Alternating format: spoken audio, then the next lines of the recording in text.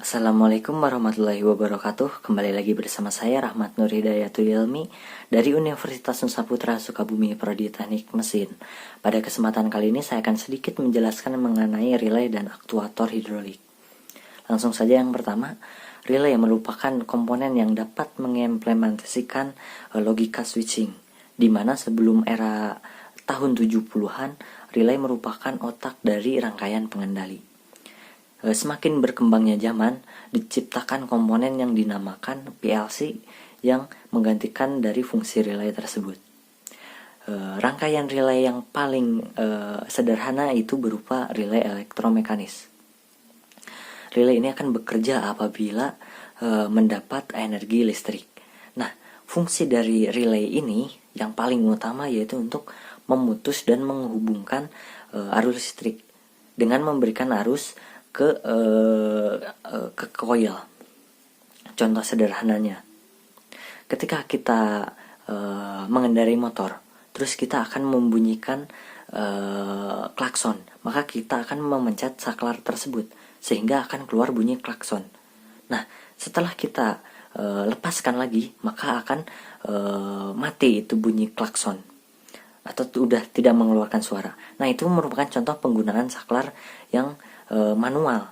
Nah, di sini relay di sini berfungsi menjadi saklar otomatis yang dapat mengatur sesuai dengan kebutuhan atau keinginan yang diperlukan. Nah, contoh lain, misalkan klakson tersebut ingin diganti dengan suara yang lebih besar. Nah, di sini relay juga berfungsi untuk memperkuat daya atau menyesuaikan voltase. Sehingga kalau tidak dipasang relay, misalkan kita pasang klakson yang lebih kecil, yang maksud saya lebih besar, cuman tidak memakai relay, ini klakson akan berbunyi atau mengeluarkan suara sangat kecil. Apa beda lagi kalau kita menambahkan relay, yaitu untuk menguatkan daya agar lebih keras dan mengontrol arus listrik agar sesuai dengan kebutuhannya. Nah, jadi relay merupakan sebuah komponen saklar otomatis yang dapat memutus dan menghubungkan arus listrik sesuai dengan kebutuhan. Nah, adapun komponen relay memiliki dua komponen utama, yaitu ada elektromagnet berupa coil dan mekanikal, yaitu merupakan kontak atau seperangkat saklar maupun switch. Nah, dalam relay juga terdapat dua kontak point, yaitu NO normally open, di mana posisi awal sebelum diaktifkan sistem masih dalam posisi terbuka, dan yang satu lagi ada normally close atau NC, yaitu di mana posisi awal sebelum diaktifkan sistem masih berada dalam keadaan tertutup. Nah, untuk prinsip kerjanya sendiri, sebuah besi ini akan dililit oleh kumparan coil. Nah, di atasnya ada besi atau plat yang dinamakan dengan armatur. Nah, apabila si coil ini atau kumparan coil ini dialiri oleh tegangan listrik, maka akan menciptakan gaya elektromagnet yang mampu menarik si armatur tersebut mendekat atau menarik armatur dari posisi awal ke posisi yang baru. Nah, dari hal tersebut maka arus listrik ini dapat diteruskan atau disalurkan melalui armatur tadi.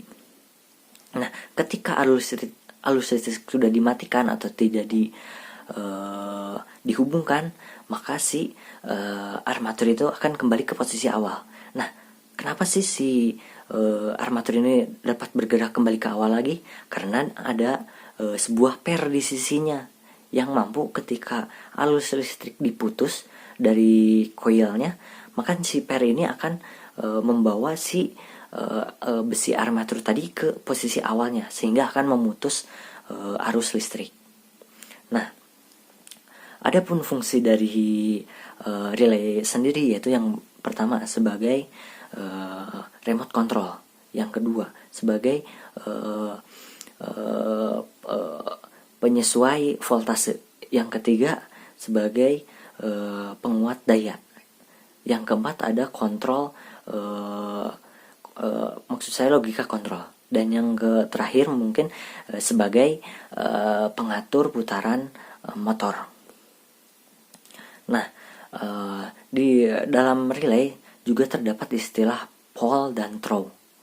Pole ini dimana banyaknya kontak yang dibutuhkan atau yang digunakan oleh saklar, dan throw sendiri banyaknya kondisi yang dibutuhkan oleh kontak.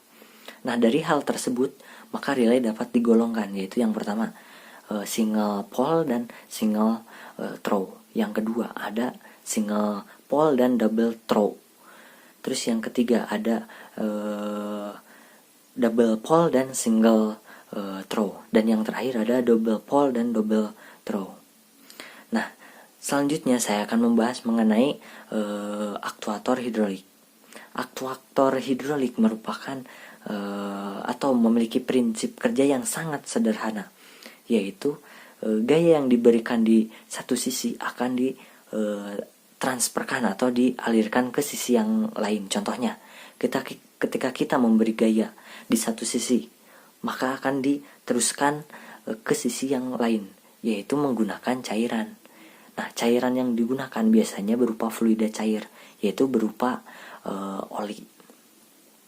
Nah, adapun komponen dari aktuator hidrolik ini, yang pertama ada pompa yang berfungsi untuk mengubah tenaga mekanik menjadi tenaga hidrolik. Yang kedua ada pipa dan selang yang berfungsi untuk mengalirkan tenaga hidrolik. Yang ketiga ada katup atau valve yang berfungsi untuk mengatur tenaga hidrolik. Dan yang keempat itu ada silinder hidrolik dan motor hidrolik yang berfungsi untuk merubah tenaga hidrolik menjadi tenaga mekanik.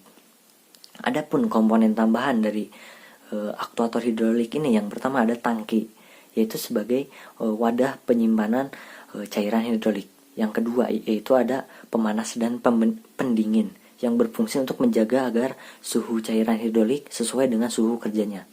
Yang ketiga ada filter hidrolik yang berfungsi untuk menyaring kotoran cairan hidrolik. Yang keempat ada alat ukur tekanan yang berfungsi untuk mengukur tekanan sistem hidrolik. Dan yang terakhir ada flow meter yang berfungsi untuk mengukur laju cairan hidrolik. Nah, sekian yang dapat saya jelaskan dan paparkan. Mohon maaf apabila ada kesalahan kata. Wassalamualaikum warahmatullahi wabarakatuh.